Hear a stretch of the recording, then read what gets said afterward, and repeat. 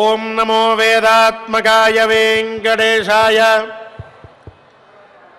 నారాయణం నమస్కృత్య నరం చైవ నరోత్తమం దేవీం సరస్వతీం వ్యాసం తతో జయముదీరయేత్ అని ప్రతినిత్యము కూడా మనం మహాభారత గ్రంథ ఆరంభంలో చక్కగా నారాయణం అని ఆ స్వామివారిని ప్రార్థిస్తూ ఉన్నాం. ఎవరైతే ఒక పనిని ఆరంభిస్తూ ఉన్నప్పుడు ఆ పనిలో మంత్రమధ్యే క్రియామధ్యే అని చెప్తూ మధ్యలో కానీ చివరిలో కానీ మొదట్లో కానీ ఎప్పుడైనా ఆ పరమాత్మని తలుచుకుంటారో అటువంటి వారి పని నిర్విఘ్నంగా కొనసాగుతుంది. అలాగే ఆ పని వల్ల వచ్చేటటువంటి ఫలితం అక్షయం అవుతుంది అని ధర్మశాస్త్రంలో చెప్పబడి ఉన్నది. అంటే మనం అప్రయత్నంగానో అలవాటులోనో ప్రతినిత్యము స్వామివారిని తలుచుకుంటూ చక్కగా మన పనులన్నీ చేసుకుంటూ ఉన్నాం. రోజు చివరి భాగంలో గోవింద అంటూ నామస్మరణ చేస్తూ వస్తున్నాం. వీటి యొక్క ఫలితం మనల్ని ఎంత రక్షిస్తుందో, మన కుటుంబానికి, మన యొక్క జీవనానికి, మన అభ్యున్నతికి, మన యొక్క పుణ్య సంపాదన అనేటువంటి కార్యానికి ఎంత ఉపకరిస్తుందో కాలాంతరంలో మనందరం కూడా తెలుసుకుంటూ ఉంటాం. తన యొక్క భక్తులు శ్రద్ధతో చేసిన నామాన్ని, నామ సంకీర్తనాన్ని స్వీకరించి వారిని రక్షించడం అనేటటువంటి వ్రతాన్ని పెట్టుకున్నటువంటి పరమాత్మ యొక్క సంరక్షణలో మనందరం కూడా ఇక్కడ చక్కగా ప్రతినిత్యము ఎన్నో ధార్మికమైనటువంటి విషయాల్ని పారాయణ చేస్తూ ఉన్నాం, శ్రద్ధగా వింటూ ఉన్నాం, స్వామిని స్మరిస్తూ ఉన్నాం. ఈ పుణ్య విశేషంతో మనందరికీ కూడా చివరికి అందరికీ కావలసినటువంటిది జన్మరాహిత్యం, అటువంటిది రావాలి. ఆ విధంగా మన ప్రయత్నం కొనసాగాలి. అందుకు అనుగ్రహించమని పరమాత్మని ప్రార్థిస్తూ ఆచార్య ముఖంగా ఈనాడు సంకల్పాన్ని మనందరం కూడా శ్రద్ధగా వింటూ పారాయణ చేద్దాం. స్వామివారి అనుగ్రహాన్ని పొందుదాం. విఘ్నేశ్వర ధ్యానం. నమస్తే గణనాథాయ గణానాం పతయే నమః. భక్తి ప్రియాయ దేవేశ భక్తేభ్యః సుఖదాయక. శ్రీనివాస ధ్యానం. అనంతవే సంవేద్యం నిర్దోషం గుణసాగరం. అతీంద్రియం నిత్యముక్తం శ్రీనివాసం భజే నిశం. శ్రీకృష్ణ ధ్యానం. వందే నవఘనశ్యామం పీతకౌశేయవాససం. సానందం సుందరం శుద్ధం శ్రీకృష్ణం ప్రకృతేః పరం. వ్యాసధ్యానం. వేదవ్యాసం స్వాత్మరూపం సత్యసంధం పరాయణం. శాంతం జితేంద్రియక్రోధం సశిష్యం ప్రణమామ్యహం. అథ సంకల్పః. శ్రీమదాదివరాహ క్షేత్రే విరాజమానస్య జగద్రక్షణార్థమవతీర్ణస్య శ్రీమదఖిలాండకోటి బ్రహ్మాండ నాయకస్య శ్రీవేంకటేశ్వర స్వామినః పరిపూర్ణానుగ్రహేణ సర్వేషాం భక్తజనానాం ఆధివ్యాధినివృత్తి ద్వారా ఆయురారోగ్యైశ్వర్యాభివృద్ధ్యర్థం సర్వారిష్టనివృత్తి ద్వారా సకల శ్రేయోభివృద్ధ్యర్థం ధర్మార్థకామమోక్షాక్ష చతుర్విధ పురుషార్థసిద్ధ్యర్థం समस्तपापक्षयार्थम् श्रीपरमेश्वर प्रीत्यर्थम् श्रीमन्महाभारते वनपर्वणि यथाशक्ति 36 श्लोकपारायणम् आचार्यमुखेन करिष्यामहे। श्रीकृष्ण परब्रह्मणे नमः।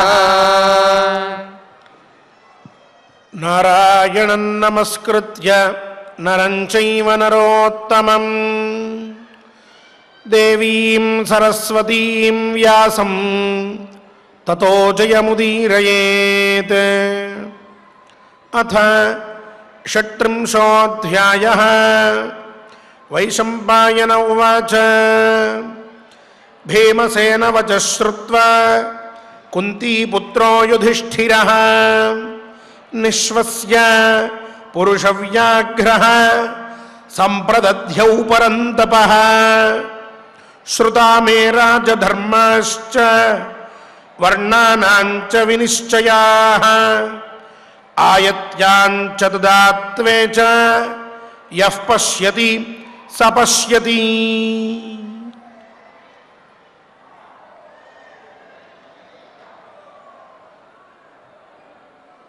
सत्यस्य कళామపి నారహతి అని పూర్వాధ్యాయంలో భీమసేనుడికి ధర్మరాజు చెప్తూ, నాయనా భీమసేన, ఇప్పటికిప్పుడు యుద్ధానికి వెళ్ళి వాళ్ళందరినీ జయించడం వల్ల రాజభోగాలు వస్తాయన్నావు, సంపదలు కలుగుతాయి అన్నావు, అర్థకామాలు సిద్ధిస్తాయి అన్నావు, వైభోగమంతా మళ్ళీ వస్తుంది అన్నావు, ధర్మపాలన అన్నావు, తపస్సు అన్నావు, ఆముష్మికమైన ఫలితాలు కలుగుతాయి అన్నావు, ఇహలోకంలో సుఖంగా ఉండవచ్చు అని చెప్పావు. కానీ సత్యానికి ఇవన్నీ కూడా 16వ వంతైనా సరే సరిపడతాయా? పెద్దల ముందర ఇచ్చిన ప్రతిజ్ఞని నేను మానుకుని ఇప్పటికిప్పుడు నాకు వచ్చినటువంటి ఆలోచననే సత్యమనుకుని ధర్మమనుకుని ప్రతిజ్ఞని పాడు చేసుకుని అప్రతిష్ఠతని మూటగట్టుకుని యుద్ధానికి వెళ్ళి అందరినీ చంపి మాట తప్పిన ధర్మరాజు రాజ్యపాలన చేస్తున్నాడు అనంటే ఆ పైన ఏడ్చి బాధపడి సత్యాన్ని వదిలిపెట్టినటువంటి పాపాన్ని మూటగట్టుకుని ఏం సాధించాలి? అవసరం లేదు, నేను ప్రతిజ్ఞని మీరను అనంటే దానికి మరణధర్మ శరీరంతో కాలాన్ని గడిపే నువ్వు ఎప్పుడో ఏదో చేద్దామనుకుంటే ఎట్లా అన్నయ్య? ఇప్పటికిప్పుడే మనం చేద్దాం. మహానుభావ, నా మాటని గమనించు. సరే, ఒక పని చేద్దాం. అబద్ధం ఆడావనో మాట తప్పావనో లోకం నిన్నేమన్నా అనుకుంటుంది అని బాధపడుతున్నావు. కానీ అరణ్యవాసం పూర్తవుతుందేమో కానీ అజ్ఞాతవాసం ఎట్లా చేయగలం? మన 5గురం కలిసి ఎక్కడ దాక్కోగలం? ఆ ద్రౌపదిని ఎక్కడ దాచుతాం? ఎలా ఉంటాం అసలు? ఈ ప్రపంచంలో మనకి శత్రువులు చాలామంది ఉన్నారు. వీళ్ళంతా ఆ దుర్యోధనుడి పంచన చేరారు. మన కోసం అని చెప్పి మనుష్యులని పెడతారు, గూఢచారులందరినీ కూడా వినియోగిస్తారు. మనం ఎక్కడ ఉన్నా జల్లెడ బట్టి భూప్రపంచంలో మన స్థానాన్ని కనుగొని ఆ దుర్యోధనుడికి వెళ్ళి వాళ్ళు చెప్తారు. దుర్యోధనుడి దగ్గర మంచి పని రావాలి అని వీళ్ళ కోరిక, మనం మళ్ళీ అడవులకు వెళ్ళాలి అని ఆ దుర్యోధనుడి కోరిక. చివరికి మనల్ని గుర్తుపట్టి మళ్ళీ పంపిస్తే చాలా నష్టపోతాం. ఒక పని చేద్దాం. 13 నెలలు ఇప్పటి వరకు గడిచింది. 13 సంవత్సరములకి 13 నెలలు ప్రతినిధి అని చెప్పి అనుకుందాం. యో మాసస్స సంవత్సర అని కదా వేదవాక్యం. ఆ ధర్మాన్ని అనుసరించి 13 సంవత్సరములు పూర్తయినాయి అని చెప్పి మనం యుద్ధానికి వెళ్దాం, తప్పేమీ లేదు అన్నాడు. ఆ పైన మళ్ళీ ఇంకో ఉపాయం చెప్తూ, మహానుభావ, మనకి ఒకవేళ పాపం చేశాం అనే బాధ ఏదన్నా కలిగినా యజ్ఞయాగాదులన్నీ చేస్తాం కాబట్టి పోతుంది.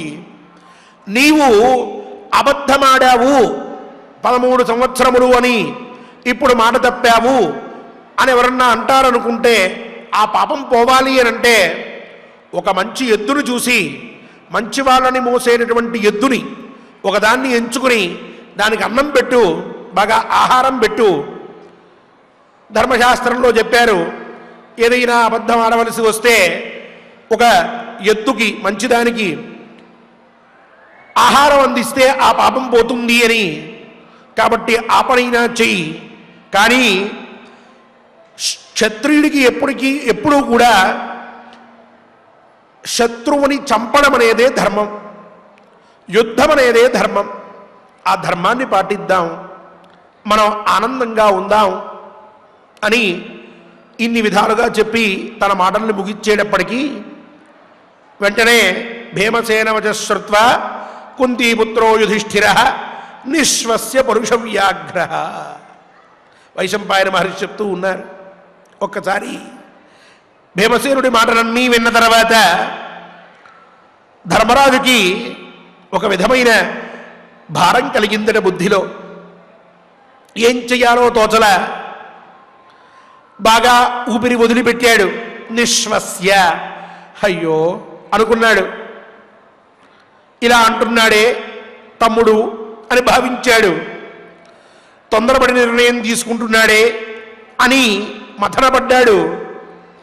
ఆ పైన అనుకుంటున్నాడు తన మనసులో తను, శ్రుతామే రాజధర్మాశ్చ వర్ణానాంచ వినిశ్చయా. వర్ణధర్మాలు, రాజధర్మాలు, శారీరక ధర్మాలు, సంస్కార ధర్మాలు, మోక్ష ధర్మాలు, సన్యాస ధర్మాలు, ఇలా ధర్మములు ఎన్నో విధాలుగా ఉన్నాయి. ఈ ధర్మాలన్నీ కూడా నేను విన్నాను. ఆ ధర్మ నిర్ణయాలన్నీ కూడా నేను తెలుసుకున్నానే. ఇక ఆయత్యాంచ తత్వేచ యః పశ్యతి సపశ్యతి. భూత భవిష్యత్ వర్తమానాలపైన ఎవరైతే దృష్టి పెడతారో, విశిష్య వర్తమానం మీద భవిష్యత్తు మీద ఎవరైతే దృష్టి పెడతారో అటువంటి వాళ్లే యథార్థదర్శులు అవుతారు కదా అనుకుంటున్నాడు ధర్మరాజు. ఎందుకు అనుకుంటున్నాడు ఈ మాట అంటే, భీమసేనుడు ఇప్పటికిప్పుడు బయలుదేరి వెళ్ళిపోదాం, వాళ్ళందరినీ చంపేద్దాం, రాజ్యం తీసేసుకుందాం, వర్తమానంలో బ్రతుకుతున్నాడు. ఈ సమయానికి తనకి బాగా ఆవేశం పెరిగిపోయింది, మనస్సులో ఆక్రోశం పెరిగిపోయింది, కోపం బాగా వచ్చేస్తుంది, నిద్ర పట్టట్లేదు, రాత్రిపూట అరణ్యంలో అనీజీగా ఉంది. వెళ్ళిపోద్దాం, శత్రువుల్ని కొట్టేద్దాం, రాజ్యం తెచ్చేసుకుందాం అంటే ఇప్పుడు తనకి ఉన్నటువంటి శక్తియుక్తుల మీద అపారమైనటువంటి విశ్వాసంతో యుద్ధానికి వెళ్ళిపోదాం అని చెప్పి అంటూ ఉన్నాడు. ఇది వర్తమానం. భవిష్యత్తు, ఈ యుద్ధాన్ని ఆరంభించడం ఒక ఎత్తు, దాన్ని కొనసాగించడం ఇంకొక ఎత్తు, అందులో గెలవడం ఇంకా ప్రమాదకరమైనటువంటి పని. ఆ గెలిచే సందర్భంలో ఎవరు ఉంటారో ఎవరు ఉండరో తెలియదు. ఒకవేళ ఓడిపోయేటట్లయితే ఎవరి జీవితాలు ఏమవుతాయో తెలియదు. ఒకవేళ అప్పుడు సంధి కోసం ప్రయత్నం చేద్దామనుకుంటే అప్పటికి ఎంతమంది పోయారో తెలియదు.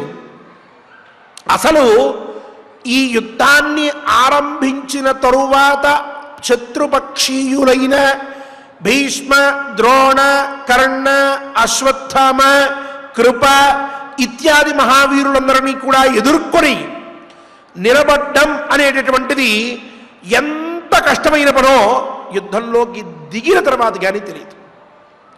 పక్కింటి వాడితో గొడవ పెట్టుకోవడం క్షణం, అదేం పెద్ద కష్టమైన పని కాదు.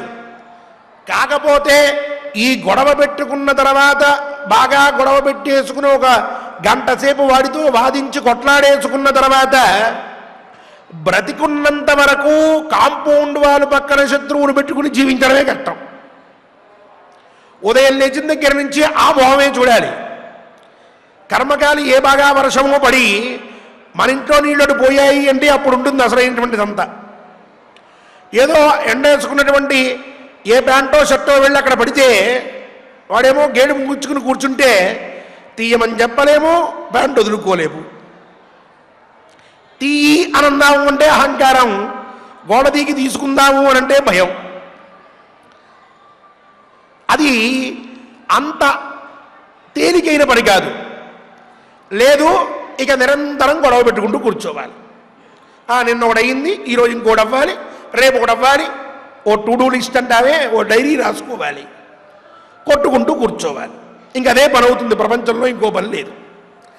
ఇలా తొందరపడి ఆ అహంకారంతోనో బలం ఉంది కదా అనో, లేక బుద్ధి ఉంది కదా అనో, శక్తి ఉంది కదా అనో, తెలివి ఉంది కదా అనో, లేక మంది మార్బలం వెనకాల ఉంది కదా అనో తొందరపడి కొన్ని పనులు చేస్తే వాటి భవిష్యత్తు ఊహించడం కష్టం. అందుకని సాధ్యమైనంత వరకు జాగ్రత్తగా ఉండండి అయ్యా అని చెప్తూ ఉంటారు పెద్దలు. ఆ జాగ్రత్తగా ఉండండి అన్నంలో ఉన్న తాత్పర్యం ఏమిటి అని అంటే, పరుల జోలికి వెళ్ళవద్దు నాయనా, నీ పని నువ్వు చేసుకో. ఎవడన్నా వచ్చి కొడితే తుడుచుకుని బయటికి వెళ్ళి తప్ప వాడితో వివాదం పెట్టుకోవద్దు. అనవసరమైన విషయాల్లో జోక్యం చేసుకోవద్దు. అతిగా ఉత్సాహం చూపించద్దు, అతిగా నిర్వేదం పొందవద్దు. ఏదన్నా ఒకటి సాధిస్తే నేనే అని అహంకారపడకు.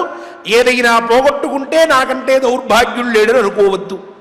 ఇది మనల్ని పెద్దలు ఏదైనా ఊరికి పంపిస్తుంటేనో, వేరే ఊళ్ళో కాపురం ఉంటున్నప్పుడు మనల్ని సాగనంపుతూ ఉంటేనో, ఒక పని మీద మనల్ని పంపిస్తూ ఉంటేనో జాగ్రత్త అని చెప్పే మాటకు అర్థం. అంతే తప్ప వెళ్ళేటప్పుడు ఏదో ట్రైన్లో జాగ్రత్తగా కాలు పెట్టు అని అంతవరకే చెప్పారనుకుంటే కుదరదు. ఆ జాగ్రత్త కూడా కలిసి ఉన్నప్పటికీ ఈ పనులన్నీ ముఖ్యంగా అయినా నీ పనంతా చేసుకుని జాగ్రత్తగా రా అంటే భవిష్యత్తులో కూడా నీ ద్వారా ఎటువంటి కోలాహలం జరగకుండా చూసుకో అని చెప్పడం తాత్పర్యం. వర్తమానం మీద దృష్టి పెట్టి జాగ్రత్తగా నేను హైదరాబాదో లేకపోతే ఇంకో ఊరో చేరిపోయాను అని ఇంట్లో ఫోన్ చేసి అక్కడి నుంచి ఊరి మీద పడి తిరుగుతూ లేనిపోని గొడవలన్నీ పెట్టుకుంటే ఆ జాగ్రత్తకి తాత్పర్యం పూర్తయినట్లు కాదు, చెడగొట్టినట్లే అవుతుంది. ఇలాగే వర్తమానాన్ని మాత్రమే ఆలోచిస్తూ తన యొక్క అభిప్రాయాన్ని చెప్తూ ఉన్నాడు భీమసేనుడు. వెళ్ళిపోదాం, గొడవ పెట్టేసుకుందామని. ధర్మరాజు అనుకునేటటువంటి మాటలు అక్కడ అంతమంది ఉండగా, పైగా మన శత్రువులందరూ వచ్చి అక్కడ కూర్చుని ఉండగా, ఇప్పటికిప్పుడు అరణ్యంలో ఏమాత్రం కమ్యూనికేషన్ లేకుండా మనకు ఎంతమంది మిత్రులు ఎంతమంది శత్రువులు తెలియకుండా తొందరగా వెళ్ళి మనం గొడవ పెట్టేసుకుంటే, ఒకవేళ యుద్ధంలో ఏదైనా జరగకూడనిది జరిగితే ఎంత అప్రతిష్ట, ఎంత అవమానము. లోకంలో రెంటిటికి ఇచ్చేటటువంటి వాళ్ళం అయిపోతాం కదా. ఇటు ప్రతిజ్ఞ నిలబెట్టుకున్నామా లేదు, పోని అలా అని చెప్పి అవతల ఉన్నటువంటి ఈ రాజ్యాన్ని సంపాదించుకున్నామా లేదు, రెండూ కూడా పోతూ ఉంటాయి. కావున యోగక్షేమములు ఈ రెండు ప్రధానమైనవి. మనం చెప్పుకున్నాం యోగక్షేమములు అంటే అర్థం ఏమిటో. ఆ రెండు ప్రధానమైనటువంటివి. అవి రెండు నిలబడాలి అని అంటే జాగ్రత్తగా ఆలోచించి నిర్ణయం తీసుకోవాలి కదా. భీమసేనుడు ఇలా అంటాడేమిటి అని అనుకుంటూ, ధర్మస్య జానమానోహం గతిమగ్ర్యాం సుదుర్విదాం కథం బలాత్ కరిష్యామి మేరోరివ విమర్దనం సముహూర్తమివ ధ్యాత్వా వినిశ్చిత్య ఇతి కృత్యతాం భీమసేనమిదం వాక్యం ఆపదాంతరమబ్రవీత్ అనుకుంటూ ఉన్నాడు ధర్మరాజు. ధర్మస్య జానమానోహం గతిం అగ్ర్యాం సుదుర్విదాం. ధర్మం యొక్క అంతిమ లక్ష్యం అది తెలుసుకోవడం చాలా కష్టమైనటువంటిది. ఈ ధర్మం చివరికి ఏ స్థితికి తీసుకువెళ్తుంది, ఈ లక్ష్యం ఎక్కడికి పూరింపబడుతుంది అని తెలుసుకోవడం అనేది అంత తేలికైన విషయం కాదు. ఏ ధర్మమైనా తీసుకోండి, ఆ ధర్మాన్ని మనం అనుష్ఠానం చేస్తున్నాము అనంటే దాని లక్ష్యం చివరికి ఎక్కడికి వెళ్ళి పూర్తవుతుంది అని చెప్పడం అనేది చాలా ఏకాగ్రతతో, సాధనతో, కొంత పరిశ్రమతో సాధించవలసిన విషయం. అది అంత తొందరగా అర్థమయ్యేది కాదు. అయితే ఈ ధర్మం యొక్క తత్వం ధర్మరాజు బాగా తెలుసుకోగలడు. అందుకనే అనుకుంటున్నాడు, అది తెలిసినటువంటి నేను ధర్మం ఏ విధంగా ఉండబోతోంది అనే అవగాహన పూర్తిగా పెట్టుకున్నటువంటి వాడిని నేను మేరు పర్వతం లాంటి ధర్మాన్ని ఇప్పుడు ఎట్లా నేను అణిచివేస్తాను, ఇది నా వల్ల అవుతుందా? కథం బలాత్కరిష్యామి మేరోరివ విమర్దనం. మేరు పర్వతాన్ని వెళ్ళి అణిచేస్తాము అని చెప్పి పైనుంచి ఏదన్నా ప్రయత్నం చేస్తే అది భూమిలోకి వెళ్ళిపోతుందా? అలాగే ఇప్పుడు ధర్మం కూడా నేను ప్రతిజ్ఞాపాలనం అనే ధర్మాన్ని విడిచిపెట్టి, సత్యవ్రతం అనేటటువంటి ధర్మాన్ని విడిచిపెట్టి, ధర్మనిష్టని విడిచిపెట్టి ఇప్పటికిప్పుడు ఆ యుద్ధానికి వెళ్ళి ఎలా నేను దాన్ని చేయగలను, ఇది నా వల్ల అవుతుందా? ధర్మం యొక్క తత్వం నేను అనుకుంటున్నటువంటి ధర్మం ఇలా ఉన్నది, భవిష్యత్తులో ఇలా జరగబోతుంది, ఇలా జరగబోతుందనేటువంటి జ్ఞానం కలిగి ఉన్నప్పటికీ కూడా ఇప్పటికిప్పుడే నేను భీమసేనుడు చెప్పినట్టుగా ఎట్లా ప్రవర్తిస్తాను అని అనుకుని ఆ పైన వెంటనే భీమసేనుడితో మాట్లాడుతూ ఉన్నాడట. ఒక ముహూర్త కాలం కూర్చుని ఇట్లా ఆలోచించాడు, ఏం చేయాలి, ఎలా జరుగుతుంది, ఇది జరిగేదేనా, ఇలా అనుకుంటున్నాడేమిటి, భీమసేనుడు చెప్పినట్లు చేసినట్లయితే మొత్తం అంతా కూడా వ్యతిక్రమం అవుతుంది కదా అని అనుకుని బాగా ఆలోచించి వెంటనే ఆ భీమసేనుడి దగ్గర ఉన్నటువంటి యుక్తులన్నిటినీ కూడా గమనించి పై మాట మాట్లాడుతూ ఉన్నాడు. యుధిష్ఠిర ఉవాచ, చెప్తూ ఉన్నారు వైశంపాయన మహర్షి, ఏవమేతన్మహాబాహో యథా వదసి భారత ఇదమన్యత్ సమాదత్స్వ వాచ్యం మే వాక్య గోవిద. మొట్టమొదట మాట్లాడుతూ ఉన్నాడండి. ఇత పూర్వం నువ్వు సరైన మాటే చెప్పావు, బాగుంది అని చాలా కుశలుడై చాలా ఆలోచనతో భీమసేనుడి యొక్క ఆగ్రహాన్ని తగ్గించడానికి మాట్లాడాడు అని చెప్పి అనుకున్నాం పూర్వోపాధ్యాయంలో. ఇప్పుడు మాట్లాడుతూ ఉన్నాడు, మహానుభావ, మహాబాహో, భరత, భీమసేన, బాగుంది, వాక్య కోవిద, అత్యద్భుతమైనటువంటి మాటలు మాట్లాడే వాళ్ళల్లో అగ్రగణ్యుడా, చాలా బాగా చెప్పావు. ఇదమన్యత్ సమాదత్స్వ యథావదసి భారత, నువ్వు చెప్పినటువంటి మాట అంతా కూడా సరైందే, ఏం సందేహం లేదు. ఎందుకంటే అవిదేవుడు అలా చెప్తావు, ఇదేవుడు ఇలా చెప్తావు, భవిష్యత్తులో ఇలా అవుతుంది అని ఇప్పుడు ధర్మరాజు పూసకొచ్చినట్లు వివరిస్తూ భీమసేనుడికి చెప్దాము అనంటే అర్థం చేసుకునే స్థితిలో కానీ వినిపించుకునే స్థితిలో కానీ భీమసేనుడు లేడు. క్రోధంతో ఉన్నాడు, ఉద్వేగంగా ఉన్నాడు, చాలా తాపత్రయపడుతున్నాడు యుద్ధానికి. కావున ఇప్పుడు తొందరపడి భీమసేనుడికి అన్ని విషయాలు చెప్పినా ప్రయోజనం లేదు. అందుకని ఆయన కోపాన్ని తగ్గించేసి సామాన్యుడిగా అతను ఉండడానికి, చెప్పిన మాట చెవికిచ్చుకోవడానికి అతనికి ఏం కావాలో ప్రశాంతత, అటువంటి ప్రశాంతతను ఇవ్వడానికి మొట్టమొదట భీమసేనుడి గురించి ధర్మరాజు మాట్లాడుతున్నటువంటి మాట, నువ్వు బాగా చెప్పావు, నువ్వు సరైన మాటే చెప్పావు. నిజమే, నువ్వు అన్నట్టు 13 సంవత్సరాలు ఉండక్కర్లేదు, 13 నెలలతో 13 సంవత్సరాలు అయినాయి, బాగుంది. అలాగే ఒక ఎద్దుని చూసుకుని దానికి అన్నం పెడితే బాగుంటుంది, బాగుంది. అజ్ఞాతవాసంలో మనం ఉండడం చాలా కష్టం, నిజమైన మాట. భవిష్యత్తులో వీళ్ళందరూ కలిసిపోతారు, నిజమే, శత్రువులు పెరిగిపోతున్నారు, చాలా బాగా చెప్పావు. సరే, క్షత్రియుడికి యుద్ధాన్ని మించినటువంటిది ఇంకొకటి లేదు, ఇది అసలు ఎవరూ కూడా తప్పు అనే మాట కాదు, అత్యద్భుతమైన మాట, నువ్వంతా బాగా చెప్పావు, చాలా బాగుంది, అయింది. ఇప్పటికీ భీమసేనుడికి కాస్త క్రోధం తగ్గుతుంది, వింటాడు. వెంటనే ఇదం అన్యత్ సమాదత్స్వ వాచ్యం మే వాక్య కోవిద. మహానుభావ, నాయనా భీమసేన, ఇదమన్యత్ సమాదత్స్వ, నేను ఇంకో విషయం చెప్తున్నాను, కాస్త దీన్ని కూడా విను, జాగ్రత్తగా విను, వివరించి చెప్తూ ఉన్నా, నేను చెప్పేది గ్రహించు, ఏం చెప్తున్నానో ఎందుకు చెప్తున్నానో విను. ఇదే చాలా చాకచక్యంగా అవతల మనిషిని తన దగ్గరికి తెచ్చుకోవడం అంటే, మాటలతోనే మంత్రం వేయడము అంటే ఇదే చేస్తున్నాడు ధర్మరాజు. భీమసేనుడు వింటూ ఉన్నాడు ఏం చెప్తారన్నగారని. అప్పుడు మొట్టమొదటి మాట మాట్లాడుతున్నాడు. మహాపాపాని కర్మాణి యాని కేవల సాహసాత్ ఆరభ్యంతే భీమసేన వ్యథంతే తాని భారత అంటున్నాడు. భీమసేన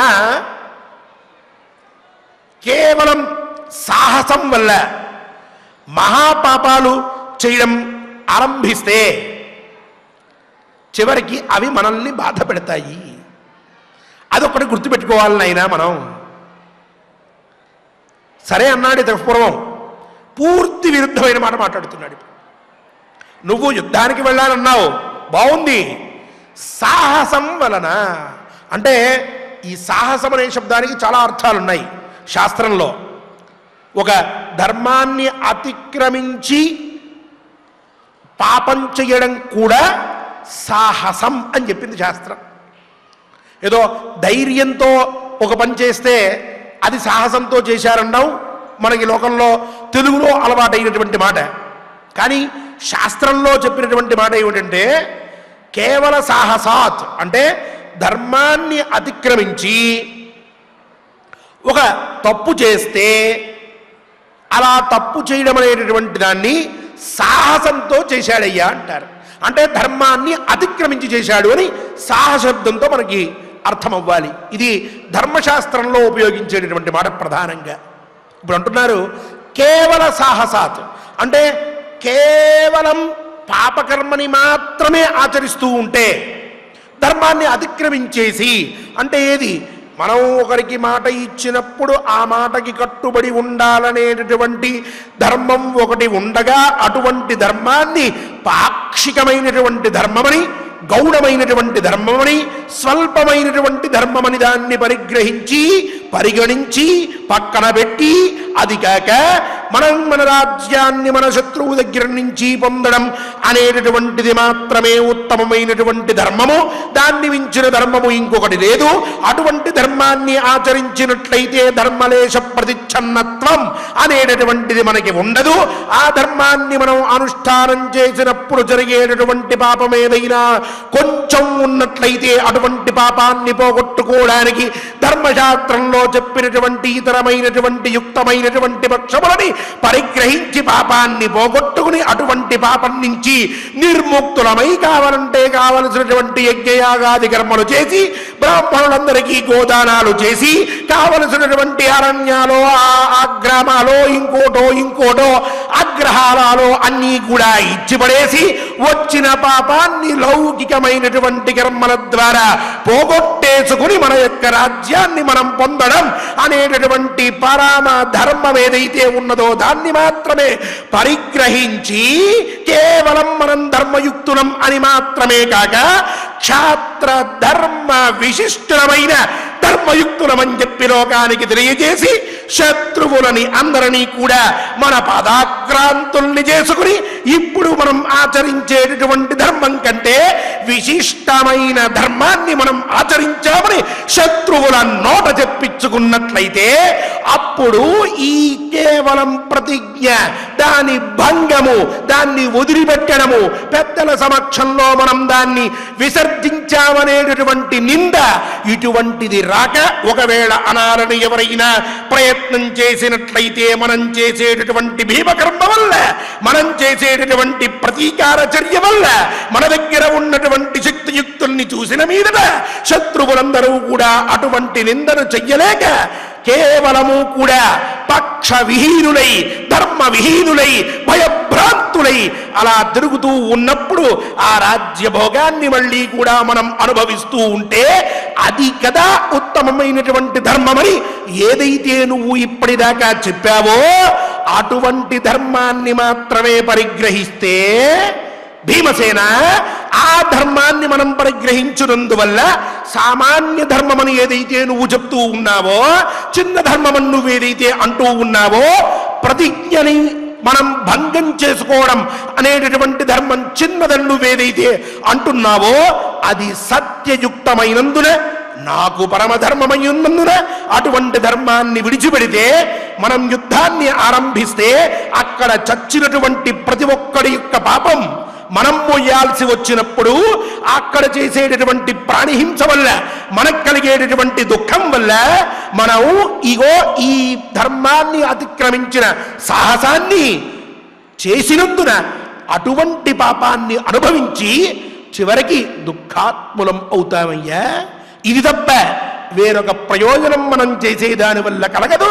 ఇది సాహసమవుతుంది తప్ప మహాధర్మమో లేక విశిష్ట ధర్మయుక్తమైన క్షేత్రధర్మ పరిపాలనో కాదు. భీమసేన, జాగ్రత్తగా ఆలోచించు. మనం చేసేటటువంటి పనిలో ఉన్నటువంటి ఉత్తమమైన పక్షాన్ని మనం గ్రహించి ముందుకు వెళ్ళాలి తప్ప ఏది పడితే అది దొరికింది కదా అని దానికి సంబంధించిన ధర్మాలన్నింటినీ కూడా తెచ్చి పక్కన పెట్టుకుని అది ఏ మహాధర్మం అని చెప్పి భ్రమించమాక. సాహసంతో యుక్తమైన ధర్మం అది ధర్మం కాదు. ఇక్కడ సాహస కర్మ అంటే ఒక ధర్మాన్ని విడిచిపెట్టి పాపం చేస్తూ ఉంటే ఆ పాపం నీకు ధర్మంగా కనిపిస్తోంది. కానీ ఇక్కడ సత్యాన్ని, ప్రతిజ్ఞని, ఒక ధర్మాన్ని విడిచిపెట్టాననేటువంటి మాట నువ్వు గ్రహించలేకపోతూ ఉన్నావు. నువ్వు చెప్పింది బాగుంది, కానీ ఇది ఏ ధర్మము అని తన తమ్ముడికి ఇప్పటిదాకా తను ఆలోచించుకుంటూ ఏదైతే ఎంతో వివరంగా చెప్పాడో దానికి మొత్తానికి కూడా ఒకే మాటలో సాహసం చేస్తే చివరికి మనం అనుభవించవలసింది పాపమే తప్ప పుణ్యం కాదు అని చెప్పి సుమంత్రితే సువిక్రాంతే సుకృతే సువిచారితే సిద్ధ్యంత్యర్థ మహాబాహో దైవం చాత్ర ప్రదక్షిణం. మంచి సలహా తీసుకుని బాగా ఆలోచించి చక్కగా మన పరిపూర్ణమైన పాండితీ ప్రకర్షణో పరాక్రమాన్నో ప్రకటించినట్లయితే భీమసేన, దానివల్ల మనం ఏం కోరుకుంటున్నామో ఆ లక్ష్యం సిద్ధిస్తుంది. మనం ఏం కావాలనుకుంటున్నామో అది మనకి వస్తుంది. అటువంటి పనిలో దైవం కూడా, దైవం చాత్ర ప్రదక్షిణం, దైవం కూడా మనకి సహాయం చేస్తుంది. అంతే తప్ప ఇప్పటికిప్పుడు అనిపించిన మాటని ఇదే సత్యం అని చెప్పి భ్రమించి ఆలోచించి మనకిష్టం వచ్చినట్టు చేద్దామనుకుని బయలుదేరన్నయ్యా యుద్ధానికి అని చెప్పి చెప్పడం కాదు. ధర్మం అంటే సూక్ష్మంగా ఆలోచించాలి, బాగా ఆలోచించి నిర్ణయం తీసుకోవాలి, మంచి సలహా పక్క వాళ్ళ దగ్గర నుంచి తీసుకోవాలి. ఇది యుక్తమా అయుక్తమా అనేది గ్రహించాలి. లేకపోతే మనం అనుకున్నదే యుక్తం అనుకుంటే దాని ద్వారా భవిష్యత్తులో మనకి అపకారం అనేది జరగడమే కాక దైవ సహాయం కూడా లభించదు. భీమసేన, జాగ్రత్తగా ఆలోచించు అని ఎత్తు కేవల చాపల్యాత్ బలదర్పోత్థిత స్వయం ఆరబ్ధవ్యమిదం కార్యం మన్యసే శృణుతత్రమే. ఇక చిట్ట చివరి మాట చెప్తూ ఉన్నాడు. తన తమ్ముడికి కొన్ని ముఖ్యమైన విషయాలు చెప్పే ముందర కేవలం చాపల్యం వలన భీమసేనుడితో అంటున్నాడు ధర్మరాజు, కేవలం చాపల్యం వలన, కేవల చాపల్యాత్ అంటే చిత్తచాంచల్యం వలన. ఎందుకన్నాడు ఈ మాట?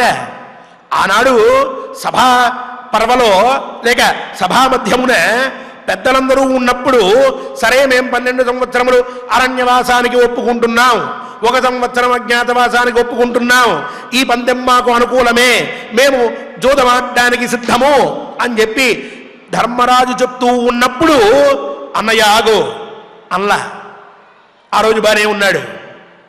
ఆ తర్వాత అరణ్యానికి వచ్చిన తర్వాత ఇంతవరకు బానే ఉన్నాడు. ఇప్పుడు యుద్ధానికి పద అంటున్నాడు. రేపు యుద్ధానికి వెళ్ళిన తర్వాత అన్నయ్య ఇక్కడికి ఆపేద్దాం అనంటే ఆనాడు నువ్వు ఇష్టం లేనప్పుడు చెప్పవలసింది అప్పుడు చెప్పలేదు, ఇప్పుడు వచ్చి నువ్వు అది తప్పు అంటున్నావు. రేపు యుద్ధానికి వెళ్ళిన తర్వాత మళ్ళీ తప్పు అంటే లేక ఇప్పటికిప్పుడు నీకు మనస్సు అలా అనిపించింది కదా అని చెప్పి, ఇప్పటికిప్పుడు నీకు నీ కోపం నిన్ను ప్రేరేపించింది కదా అని ఇప్పటికిప్పుడు నీ చిత్తం వచ్చినట్లు ప్రవర్తిస్తానని చెప్పి యుద్ధానికి వెళ్ళిపోదామంటే అది తప్పు నాయన. కేవల చాపల్యాత్ బలదర్ప ఉత్థిత స్వయం, బలం ఉంది అనేటటువంటి నమ్మకంతో, అలాగే బాగా గర్వంతో ఉద్ధతుడివై, బాగా నన్ను మించినటువంటి బలవంతుడు లేడు అని నువ్వు నీ మీద నువ్వు బాగా నమ్మకాన్ని పెంచేసుకుని అతి విశ్వాసంతో యుద్ధం అనేటటువంటి ఒక కార్యాన్ని ప్రారంభించాలని భావిస్తూ ఉన్నావు. ఆరబ్ధవ్యం ఇదం కార్యం మన్యసే శృణుతత్రమే. నీ కేవలం నువ్వు తీసుకున్న నిర్ణయంలో ఏంటి కారణాలు? యుద్ధానికి వెళ్దామన్నప్పుడు రెండే రెండు. ఒకటి, వాళ్ళు ఆ రోజు అలా అన్నారు, నాకు నిద్ర పట్టట్లేదు, రాత్రిపూట చాలా బాధ కలుగుతోంది, మనస్సులో చాలా కష్టంగా ఉంది, వాళ్ళందరినీ చంపేయాలి. మొదటిది. ఈ చంపాలంటే ఏం కావాలి? మంచి బలం కావాలి. నా దగ్గర చాలా బలం ఉంది, నేను చాలా బలవంతుణ్ణి, వెళ్ళిపోదాం, వాళ్ళందరినీ వేసేద్దాం. ఈ రెండేగా. ఇంకా ఈ రెండు తప్ప వేరొక కారణం ఏదన్నా ఉందా? లేదు. కేవలం ఈ రెండింటి వరకే నీ ఆలోచన ఉన్నది. ఇంతవరకే నువ్వు ఆలోచిస్తూ ఉన్నావు. నేను చెప్పే మాట విను ఒక్కసారి. నేను చెప్పే మాట విన్న తర్వాత నీ అభిప్రాయాన్ని తెలియజేయి అంటూ తన మాటల్ని ఆరంభించడం ధర్మరాజు చేసినటువంటి పని. ఏం మాటలు మాట్లాడుతున్నాడో, భీమసేనుడు ఇన్ని ధర్మాలు మాట్లాడినా ఇంతకు మించినటువంటి రేపు జరగబోయేటటువంటి పనిలో ఏ ముఖ్యమైనటువంటి విషయాల్ని ఇక్కడ చెప్పదలుచుకున్నాడో, ఒకవేళ ఈ యుద్ధాన్ని ఆరంభిస్తే ఏం జరుగుతుందని చెప్పదలుచుకున్నాడో రేపటి కథాశ్రవణంలో మనందరం కూడా శ్రద్ధగా విందాం. ఈనాటి ఈ శ్లోకములన్నిటిని ఆచార్యముఖంగా చక్కగా పారాయణ చేసి, ఎప్పటికీ కూడా కేవలం బలం ఉందనో, గర్వం ఉందనో, లేక మన దగ్గర శక్తి ఉందనో, నలుగురు ఉన్నారనో, ఇటువంటి వాటితోటి మనం మన ఇష్టం వచ్చినట్లు నిర్ణయాలు తీసుకుని జీవితంలో ముందుకు వెళ్దామని కాక, చక్కగా ఒక నిర్ణయాన్ని ఆలోచించి ధర్మయుక్తంగా మనం పరిశీలించుకుని, నలుగురు పెద్దల దగ్గర సహాయం తీసుకుని, మనకి ఏది ఉపయుక్తమవుతుందో దాన్ని గురించి ఆలోచించుకున్న తర్వాత నిర్ణయం తీసుకుని మనం కార్యం ఆరంభిస్తే అది మాత్రమే సిద్ధిస్తుంది అనేటటువంటి మాట ధర్మరాజు చెప్పింది మనందరికీ కూడా ఈనాడు సదుపదేశం. ఆ ఉపదేశాన్ని పాటించేటటువంటి యోగ్యత మనకి కలగజేయమని స్వామిని ప్రార్థిస్తూ పారాయణాన్ని ఆరంభించుకుందాం. ఓం నమో వెంకటేశాయ. అథ శ్రీమహాభారతే వనపర్వే వనపర్వణి షట్త్రింశోऽధ్యాయః వైశంపాయన ఉవాచ భీమసేన వచః శ్రుత్వా కుంతీ పుత్రో యుధిష్ఠిరః నిశ్వస్య పురుషౌ వ్యాఘ్రః సంప్రదధ్యౌ పరం తపః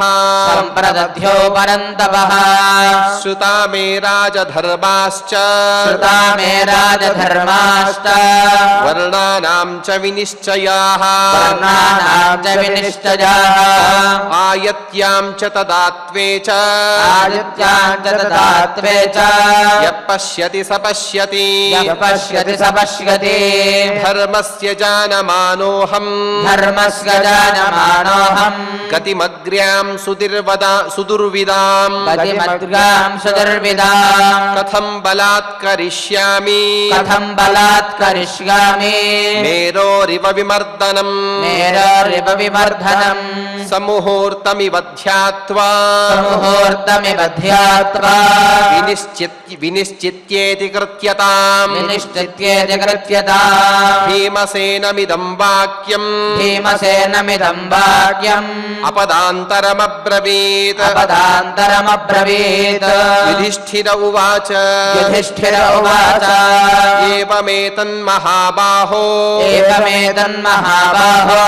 యథా వదసి భారత యథా వదసి భారత ఇదమన్యత్ సమాదత్స్వ ఇదమన్యత్ సమాదత్స్వ వాచ్యం మే వాక్యకోవిద వాచ్యం మే వాక్యకోవిద మహాపాపాని కర్మాణి మహాపాపాని కర్మాణి యాని కేవల సాహసాత్ యాని కేవల సాహసాత్ ఆరభ్యంతే భీమసేన ఆరభ్యంతే భీమసేన వ్యథంతే తాని భారత యథంతే తాని భారత సుమంత్రితే సువిక్రాంతే సుమంత్రితే సువిక్రాంతే సుకృతే సువిచారితే సుకృతే సువిచారితే సిద్ధంత్యర్థా మహాబాహో సిద్ధ్యంత్యర్థా మహాబాహో దైవం చాత్ర ప్రదక్షిణం దైవం చాత్ర ప్రదక్షిణం యత్తు కేవల చాపల్యాత్ యత్తు కేవల చాపల్యాత్ బలదర్పోత్థిత స్వయం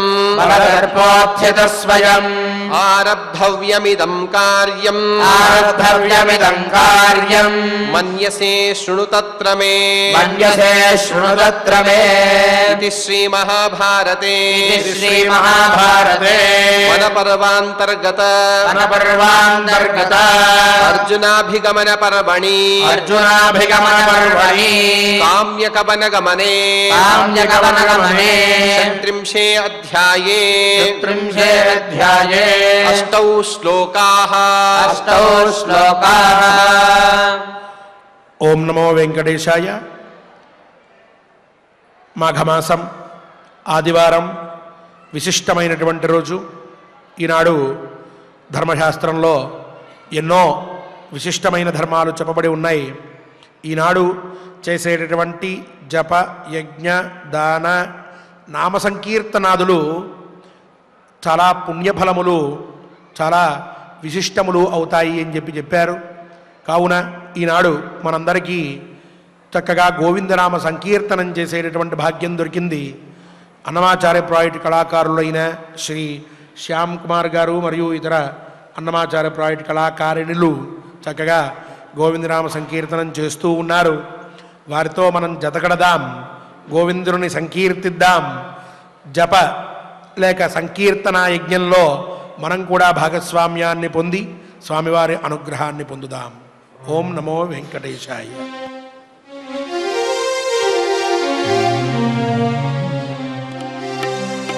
శ్రీ శ్రీనివాస గోవింద శ్రీ వెంకటేశ గోవింద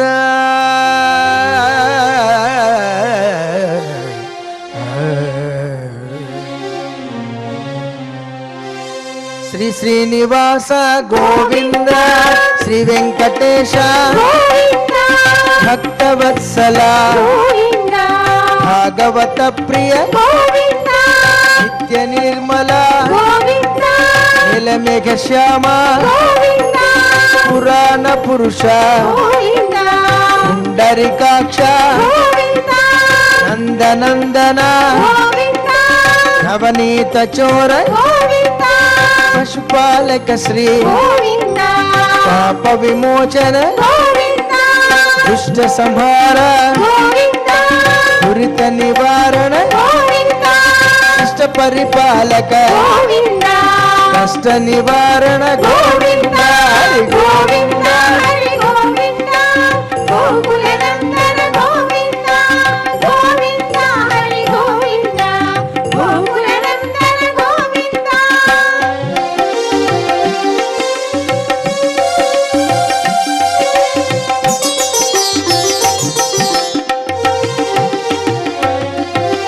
వజ్రమకుటధర వరాహమూర్తి గోపీ జనలోల గోవర్ధనోద్ధర దశరథ నందన దశముఖమర్దన పక్షి వాహన పాండవ ప్రియ మత్స్యకూర్మ మధుసూదన గరి గోవింద పరాగ నరసింహ వామన భృగురామ బలరామానుజ బౌద్ధ కల్కిధర వేణుగాన ప్రియ వెంకటరమణ గోవింద హరి గోవింద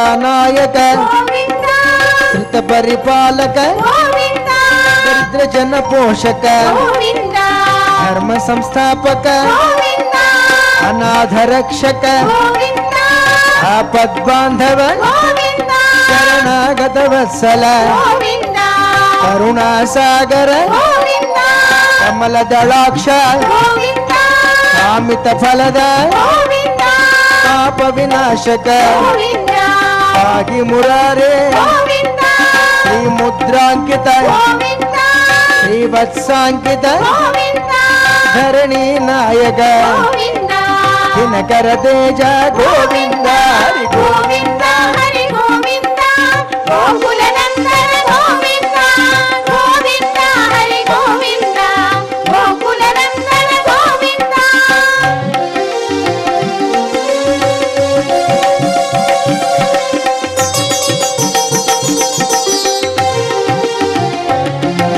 పద్మావతి ప్రియ గోవింద ప్రసన్న మూర్తి గోవింద అభయహస్త గోవింద అక్షయ వరద గోవింద శంఖ చక్రధర గోవింద జగదాధర గోవింద గిరజాతిరస్థ గోవింద విరోధి మర్దన గోవింద కాలగ్రామధర గోవింద సహస్రనామ గోవింద లక్ష్మీ వల్లభ గోవింద లక్ష్మణాగ్రజ గోవింద కస్తూరి తిలక గోవింద కాంచనాంబర్ధర గోవింద గరుడ వాహన గోవింద దశరాజ రక్షక గోవింద గోవింద హరి గోవింద గోకుల నందన గోవింద గోవింద హరి గోవింద గోకుల నందన గోవింద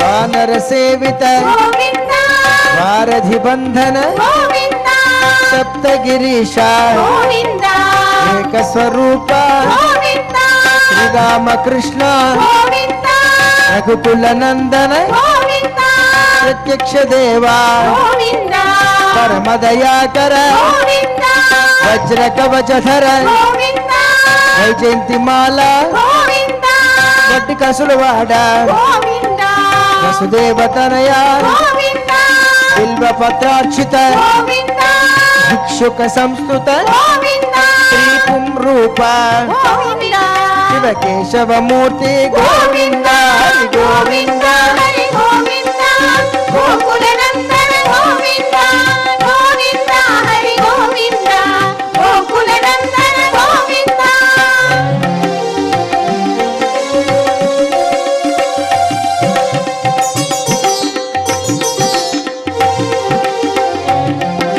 బ్రహ్మాండ రూప గోవింద భక్త రక్షక గోవింద నిత్య కళ్యాణ గోవింద నీరజనాభ గోవింద అధిరామ ప్రియ గోవింద హరి సర్వోత్తమ గోవింద జనార్దన మూర్తి గోవింద జగ సాక్షి రూప గోవింద అభిషేక ప్రియ గోవింద అపన్నివారణ గోవింద రత్న కిరీట గోవింద రామానుజనుత గోవింద స్వయం ప్రకాశ గోవింద ఆశ్రిత పక్ష గోవింద నిత్య శుభ ప్రద గోవింద నిఖిల లోకేశ గోవింద హరి గోవింద హరి గోవింద గోకుల నందన గోవింద గోవింద హరి గోవింద గోకుల నందన గోవింద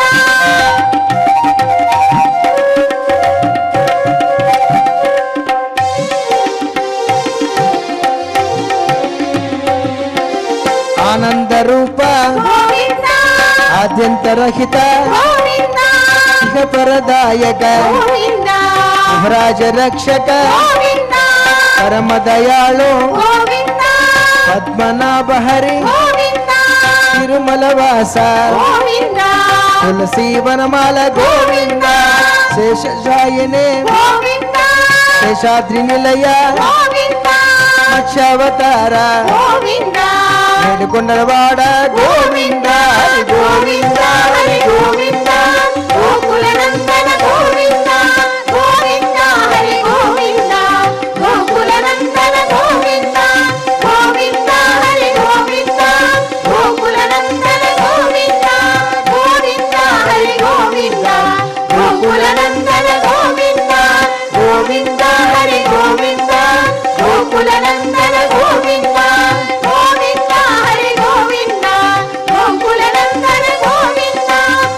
గోకుల నందన గోవింద గోకుల నందన గోవింద గోకుల నందన గోవింద గోకులవాడ గోవింద గోవింద గట్టికాసులవాడ వనంజనాభ గోవింద గోవింద అడుగుడుగులు దండాలవన అనాథరక్షక గోవింద గోవింద గోవింద గోవింద గోవింద గోవింద.